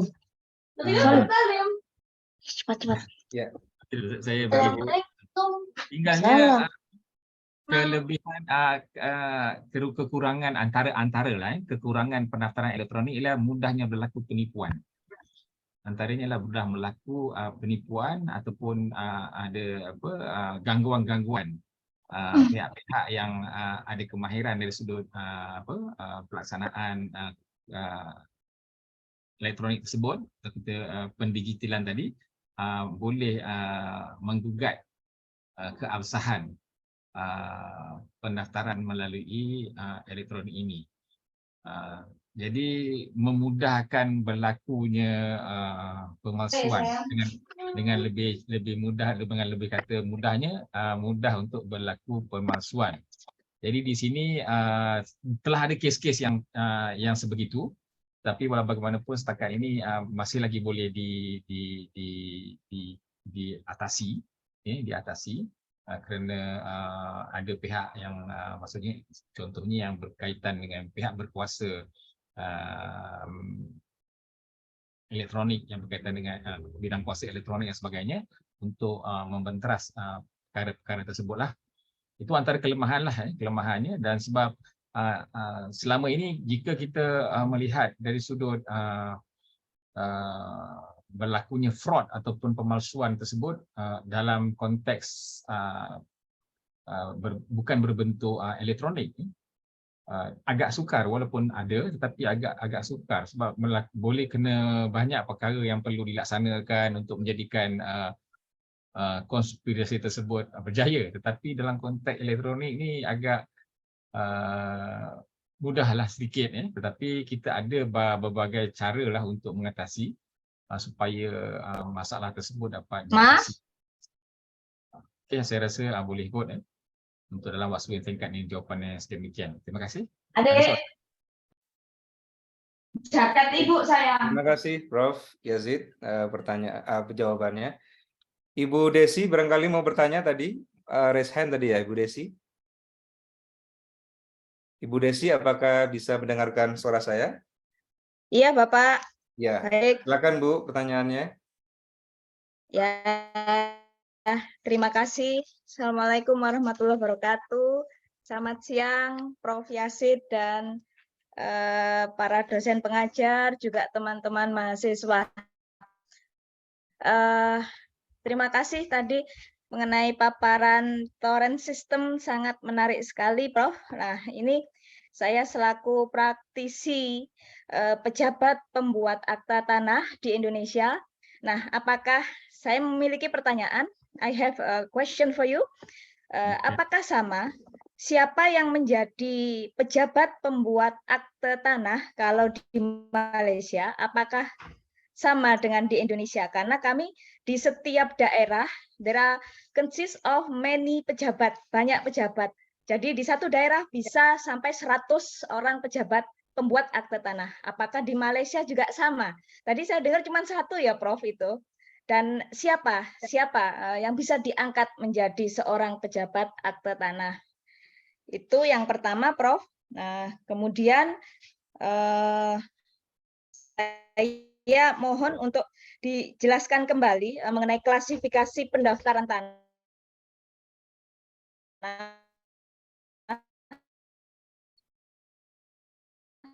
Tak clear. Di mana di situ yang adalah litigasi pengadilan. Terima kasih, itu saja, Prof. Okey, terima kasih kepada Ibu Desi. Ibu Desi. sebagaimana di Malaysia, Ya, Prof. mungkin Malaysia ni tak kawasannya tak sebesar Indonesia, ya. tak seluas Indonesia, ya. Jadi dan kawasan daerah pun tidak sebesar di Indonesia. Contohnya macam di Selangor ni ada beberapa kawasan yang besar, ada daerah Hulu Langat, ada daerah Kuala Langat, ada daerah Sabak Bernam, ada daerah Petaling Jaya, ada daerah Kajang contohnya. Jadi setiap satu daerah ni ada Bandar Baru Bangi. Okey, setiap satu daerah ni katakan ada satu pejabat tanah daerah. Okey. Satu pejabat tanah itu akan ada kaki tangan yang tertentu yang di dalamnya. Okey, satu pejabat tanah daerah. Jadi apa-apa masalah yang berhubung dengan tanah di kawasan tersebut bolehlah pergi kepada pejabat tanah daerah tersebut. Itu dalam konteks tanah daerah, pejabat tanah. Dan kalau contohnya sekiranya berlaku kematian. Dulu kalau berlaku kematian, kalau bagi orang Islam contohnya, sekiranya dia mempunyai banyak tanah di mana-mana kawasan, termasuk di negeri lain, katakanlah dia duduk di Selangor, tapi dia ada tanah di Perak, Negeri Sembilan dan sebagainya. Okey, kalau dulu dia akan pergi ke mana, mendaftar di mana pejabat yang tinggi nilai tanahnya. Tapi sekarang tak perlu. Katakanlah dia ada satu tanah di Selangor dan mungkin tanah tersebut di Kajang. Okey. Jadi dia hanya perlu dan ada lagi tanah-tanah yang lain tapi dia hanya perlu di Kajang saja. Tempat dia tinggal di situlah untuk mendaftarkan dan menguruskan berkaitan dengan hal berkaitan dengan tanah, berkaitan dengan pusaka lah. Itu contoh. Jadi di setiap daerah itu ada satu pejabat tanah. Pejabat tanah yang menguruskan hal-hal berkaitan dengan tanah. Okey. Untuk pejabat pendaftar, pejabat pendaftar itu ada satu. Dalam negeri tadi dia ada satu saja. Dia katakanlah untuk tanah untuk pejabat tanah daerah dia untuk 5 hektar ke bawah boleh diuruskan. Contoh, tapi tak salah saya memang betul. 5 hektar ke bawah. Dan kalau untuk di pejabat tanah negeri, dia untuk 5 hektar dan ke atas. Dia untuk yang lagi besar, kes yang lagi besar. Begitu. Okey. Di Malaysia ni ada agak unik juga Bu. Itu di kawasan negeri. Sebab negeri yang mempunyai kuasa mutlak berkaitan dengan tanah. Persekutuan, kata di Malaysia ada berapa negeri? Ada 14 negeri. Malaysia ini terdiri daripada negeri Selangor, negeri Sembilan, negeri Perak, negeri Kelantan, Terengganu. Jadi setiap negeri ini ada satu pejabat tanah negeri. Okey, ada satu pejabat tanah negeri. Dan setiap daerah di negeri tersebut ada beberapa pejabat tanah daerah. Dan berkaitan dengan siapa yang individu yang itu ada, itu tergantung pada kerajaan lah, pada kerajaan negeri untuk melantik siapa yang ada kaki tangan itu tentu. Itu bagi peringkat negeri. Tetapi bagi peringkat persekutuan, sebab Malaysia ini negara federalism, okey, dia ada quasi federalism, itu sebahagiannya federal, sebahagiannya negeri. Jadi yang bahagian yang federal ini tadi ada juga kita kata kementerian ataupun jabatan JKPTG, Jabatan Ketua Pengarah Tanah dan Galian. Ini dia akan menguruskan untuk semua negeri tersebut. Walau bagaimanapun dari sudut kuasa, dia tidak dominan berbanding dengan negeri. Dia hanya boleh menyelaraskan dari sudut polisi kerajaan. Okey, polisi kerajaan. Okey, katakanlah dasar polisi kerajaan untuk membenarkan warga negara asing untuk memiliki tanah. Jadi JKPTG ini akan memastikan semua negeri tadi membenarkan warga negara asing untuk memiliki tanah. Okey, tetapi sama ada diizinkan atau tidak untuk setiap individu atau kes terpulang kepada kerajaan negeri. Tapi asasnya dia boleh memiliki tanah, katakanlah membeli rumah dan sebagainya. Mungkin untuk seluruh negeri di Malaysia akan dibenarkan. Tetapi dari sudut nilai pembelian rumah di di negeri tersebut, katakanlah di Johor, kerajaan negeri Johor membolehkan warga negara asing memiliki rumah tetapi yang bernilai 1 juta ringgit Malaysia ke atas. Ataupun di negeri di Selangor membenarkan tetapi 500,000 ringgit ke atas. Begitu. Itu contoh dari sudut pelaksanaan terpulang pada negeri, tetapi dari sudut polisi akan diselaraskan melalui persekutuan tadi, yang melalui JKPTG.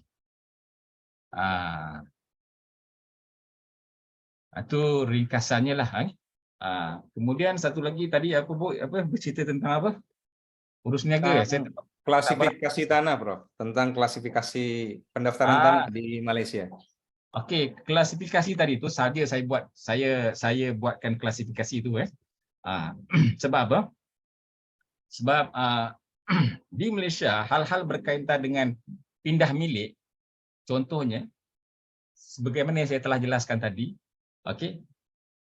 Kita menggambarkan perkataan urus niaga itu adalah sebagai suatu benda yang kita boleh niagakan.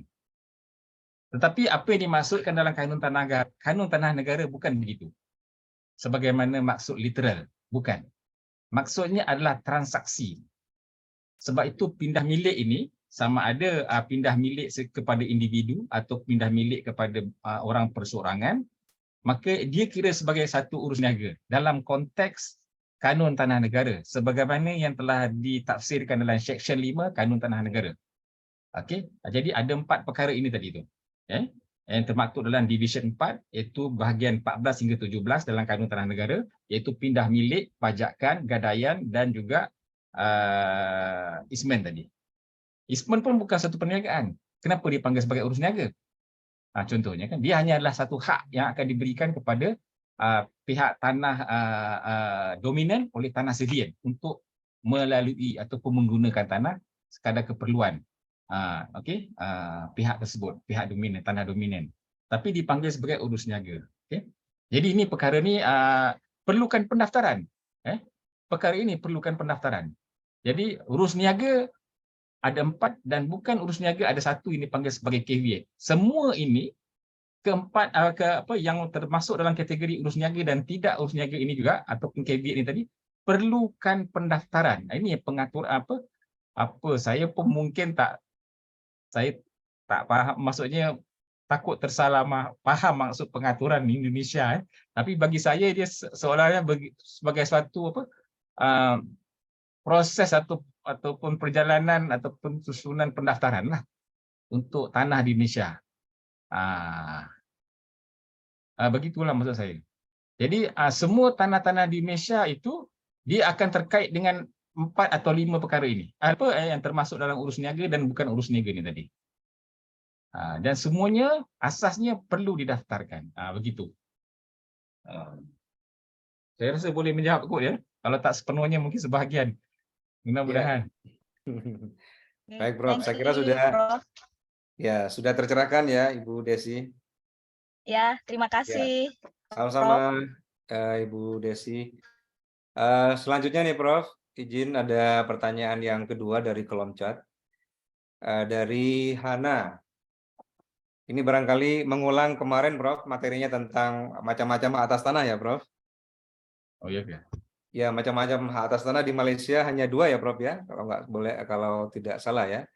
Hak milik kekal sama sementara ya Prof? Iya betul. Nah, selamat siang, izin bertanya, apakah di Malaysia ada kasus pendaftaran hak guna bangunan, Prof? Atau hak pakai di atas hak milik? Dan jika ada, pada konteks apa HGB atau hak milik itu dapat dibuat? Karena di Indonesia sangat sulit diaplikasikan terkait hak guna bangunan di atas hak milik. Jadi di Indonesia itu kan memang ada banyak macam-macam hak atas tanah, Prof. Salah satunya hak milik, hak guna bangunan, hak pakai, gitu Prof. Nah, di atas hak milik itu apakah juga di Malaysia itu diberikan hak guna bangunan, artinya hak di mana khusus untuk mendirikan bangunan, Prof? Atau ada hak-hak lain begitu? Di Malaysia seperti apa gambarannya, Prof? Nanti kita ya. Iya.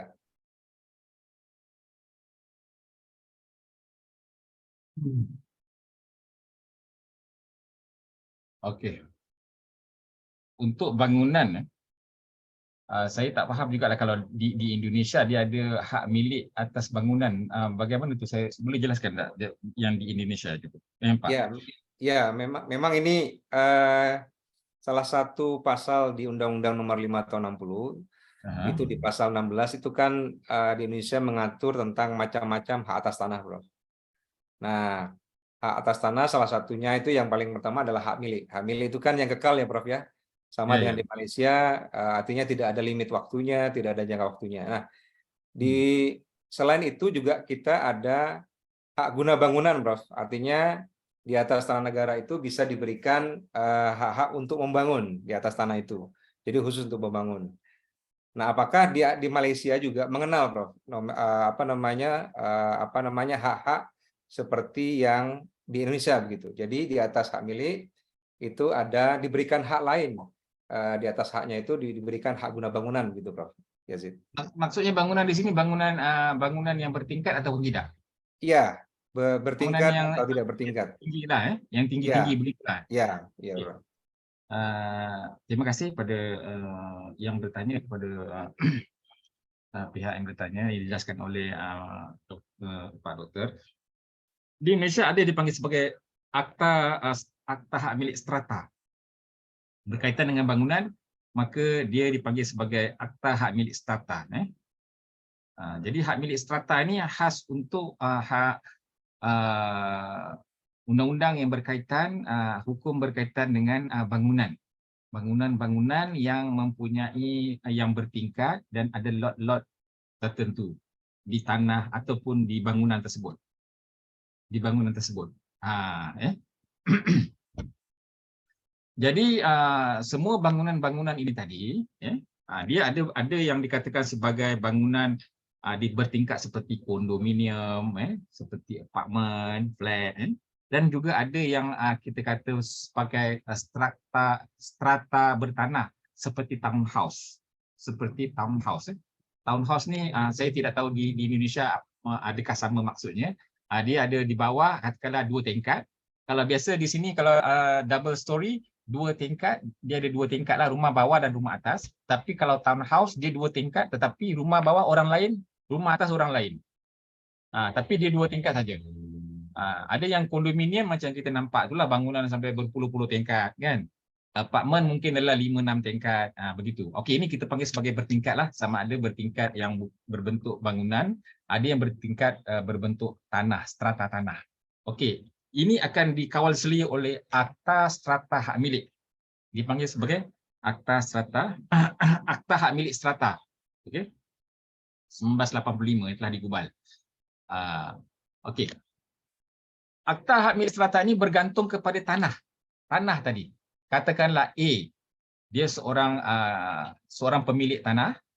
Okey, tanahnya mungkin dalam 10 ekar, 10 katakanlah 5 hektar, katakanlah contoh besarlah kawasannya, ataupun 10 ekar, dia buat bangunan.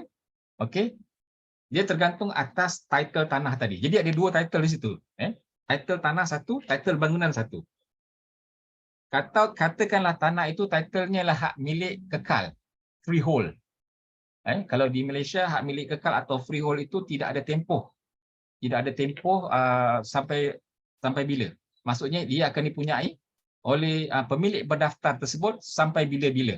Melainkan ia akan diambil oleh kerajaan untuk public interest, okey, atau untuk kegunaan awam melalui Akta Pengambilan Tanah 1960. Okey. Selain daripada itu, dia akan memiliki tanah itu dan boleh diwarisi oleh anak dan sebagainya sampai bila-bila. Okey. Sekiranya tanah itu adalah tanah freehold, maka bangunan setiap tingkat tadi itu akan juga mendapat title freehold. Akan mendapat title freehold.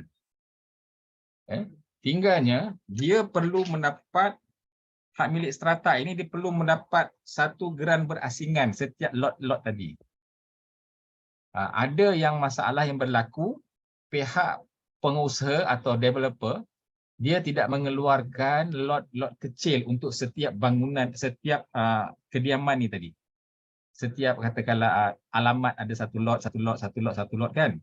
empunya apartmen tadi, dia tak ada keluar. Jadi bergantung kepada satu geran besar. Ini akan memberi masalah dari sudut penjualan, dari sudut pemilikan dan sebagainya. Sebab dia bergantung kepada satu geran yang besar yang bukan atas lot persendirian. Jadi di situ mungkin saya mungkin apa yang boleh saya kaitkan di antara di Malaysia dengan di Indonesia ini ya. Di Malaysia ni dia tergantung kepada bangunan-bangunan tadi, dia ada tanah, title tanah tadi, dan kemudian bangunan ini didirikan di situ, dan setiap lot yang dipunyai oleh individu tersebut maka juga adalah merupakan satu pemilikan yang berasingan. Jadi ada dua. Cukai tanah pun kena bayar, cukai lot apartmen tadi pun kena bayar. Tapi saya tak dapat tangkaplah macam mana yang di Indonesia dia ada guna untuk apa dan sebagainya. Adakah lebih kurang, wallahu alam. Boleh tolong ulaslah. Ya, ya Prof, sudah terjawab Prof. Bagaimana gambaran di Malaysia ya Prof ya. Nah, ini barangkali satu lagi Prof, saya sudah diingatkan sudah waktunya sudah habis. Ada dari Mas Damar, selamat siang, izin bertanya terkait proses peringkat akhir pendaftaran di slide 18 Prof. Pada poin 4 dijelaskan bahwa jika pendaftar tidak berpuas hati dengan kesesuaian surat cara mana pendaftar berhak menolak dan memberitahu pihak terlibat. Yang saya tanyakan, apa tahapan yang akan dilakukan oleh pihak terlibat atas penolakan dari pendaftar tersebut? Barangkali bisa. Okey, terima kasih. Ya. Terima kasih pada soalannya. Okey, bukannya dia ditolak itu maksudnya bukan ditolak, dia tidak akan terima. Dia tetap akan terima, tapi dia akan memberitahu di mana kesilapan. Kesilapan yang perlu dibaiki dan perlu dibaiki secepat mungkin. Okey, sebab objektifnya adalah untuk mendaftarkan, bukannya untuk menggagalkan. Objektif akhirnya adalah supaya dapat didaftarkan, objektifnya supaya berdaya didaftarkan. Jadi sekiranya gagal permohonan tersebut, dia akan menyatakan di mana yang perlu dibaiki. Jadi pihak yang berkenaan perlu mengambil langkah secepat mungkin, okey, untuk memenuhi ataupun membaiki kesilapan-kesilapan tadi supaya pendaftarannya berjaya. Begitu maksud saya kot. Saya tahapannya ialah tahapan tu adalah maksudnya mungkin di peringkat yang terakhir, okey, pihak penilai tadi, pegawai-pegawai yang ditugaskan akan melihat mana permohonan pendaftaran yang kurang lengkap, ataupun ada kesilapan dan sebagainya, dan ia akan dinyatakan, diberitahu kepada pihak yang terbabit supaya dibaiki, disempurnakan, okey, supaya permohonan itu dapat diterima akhirnya. Maksudnya boleh didaftarkan maksudnya. Saya rasa begitu kot. Saya boleh memenuhi itu. Barangkali ini yang terakhir Prof, ada pertanyaan yang terakhir dari Haris Retno dari Kalimantan. Okay. Apakah di Malaysia juga ada tanah-tanah yang khusus untuk sawah-sawah Prof? Jadi ada tanah khusus perlindungan lahan pangan berkelanjutan. Artinya memang tidak boleh dialihkan atau dialihkan kepada izin-izin yang lain gitu Prof. Selain terhadap pertahanan atau lahan pangan berkelanjutan atau lahan-lahan pertanian Prof di Malaysia. Okey. Saya pun lahan-lahan ni saya tak berapa fahamlah. Mungkin tanah pertanian lah. Katakanlah di tanah sawah. Betul, Bro. Di Lahan Malaysia pertanian, pun ada. betul. Okey, katalah di Malaysia pun ada tanah sawah. Dan biasanya tanah ini dalam kategori pertanian. Ya. Okey. Di Malaysia sama ada tanah tersebut di dalam kategori pertanian ataupun dalam kategori bangunan atau residen untuk dibuat bangunan, ataupun dalam kategori industri. Ada 3 peringkat, ikut tahapan yang mana yang lebih tinggi. Industri lagi mahal lah tanahnya. Okay, yang bangunan yang kedua, dan pertanian yang lagi murah lah. Okey. Apa sahaja title tersebut ataupun kategori tersebut, dia tidak akan kebal. Maksudnya apabila sesuatu katakan kerajaan mempunyai perancangan. Biasanya akan ada perancangan-perancangan Malaysia ke-4, Malaysia ke-20, dia ada apa blueprint apa semua, dan sekiranya termasuk dalam tempat kawasan blueprint ataupun rancangan kerajaan, tak kira lah tanah sawah ke, tanah bangunan ke, maka dia tak kebal. Dia akan juga dialihkan, ya, ataupun akan diberikan ganti rugi sebab akan berlaku pengambilan tanah di situ melalui Akta Pengambilan Tanah 1960. Yang saya faham begitulah. Maksudnya tetap juga akan diambil lah di Malaysia. Saya pun tak faham macam maksud boleh dilindungi apa. Yang saya faham begitulah. Siap, Prof.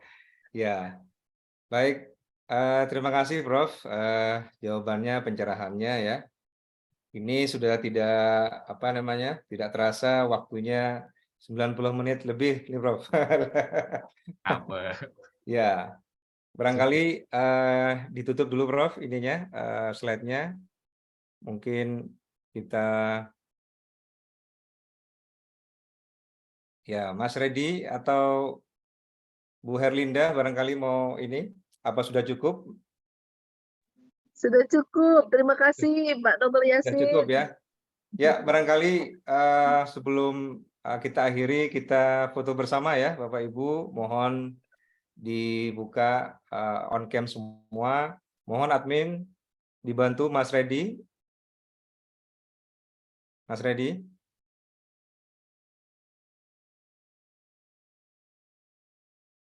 Mas Reddy. Ya.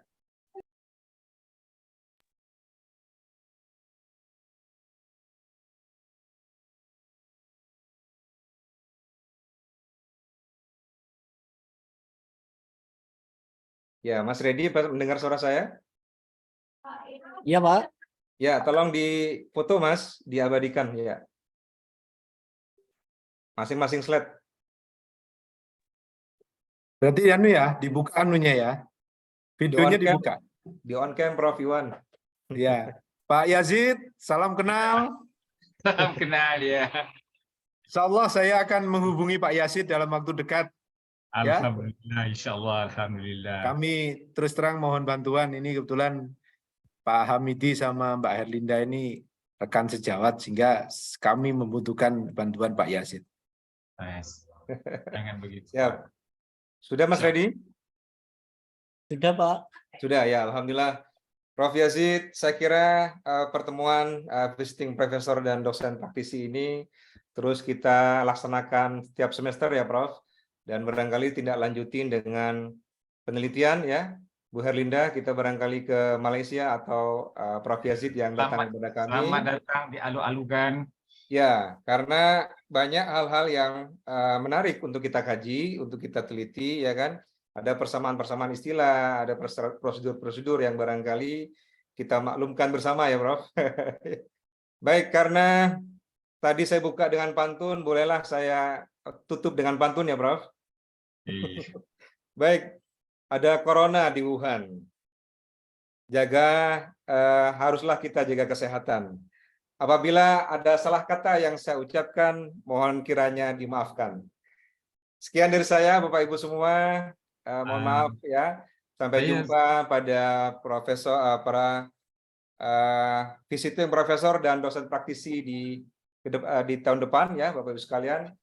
Sekian dari saya. Assalamualaikum warahmatullahi wabarakatuh. Selamat sore, salam sejahtera untuk kita semua. Oke, saya Ya, silakan, Prof. Saya minta izin daripada majlis, kepada pengacara majlis dan juga kepada semua. Jadi yang pertama saya mengucapkan terima kasih ya, dan berbanyak-banyak berbesar hatilah. Saya sangat-sangat berbesar hati atas jemputan yang telah diberikan oleh Bu Dr. Herlinda dan juga para dosen hukum agraria. Okey, Fakultas Hukum Universitas Brawijaya dan juga semualah termasuk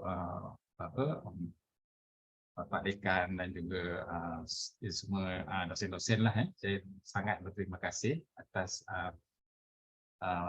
peluang yang diberikan.